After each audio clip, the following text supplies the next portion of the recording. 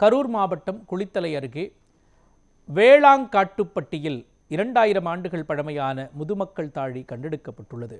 விவசாயி ஆறுமுகம் என்பவர் தனக்கு சொந்தமான நிலத்தினை சுத்தம் செய்யும் போது திடீரென பள்ளம் ஏற்பட்டுள்ளது.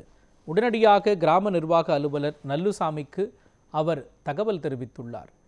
உடனடியாக அங்கு சென்ற அவர் பொக்லைன் எந்திரம் உதவியுடன் பள்ளத்தில் உள்ள கற்களை அகற்றி பார்த்தபொழுது 2000 ஆண்டுகள் பழமையான முதுமக்கள் தாழி இருப்பது கண்டறியப்பட்டது. இந்த தாழி பொதுவான தாழியைப் போலில்லாமல் கருவுற்ற தாயின் வயிற்றை போன்று அகன்ற நடுப்பகுதியையும் தடிமனான வாய்ப்பகுதியையும் கொண்டிருந்தது. மனிதன் இறந்தவுடன் மீண்டும் தாயின் கருவறைக்கே செல்கிறான் என்ற ஆதி மனிதனின் நம்பிக்கையை இது காட்டுவதாக கூறப்படுகிறது. இதனையடுத்து முதுமக்கள் தாழியை வருவாய்த்துறையினர் தொல்லியல் துறையிடம் ஒப்படைத்தனர்.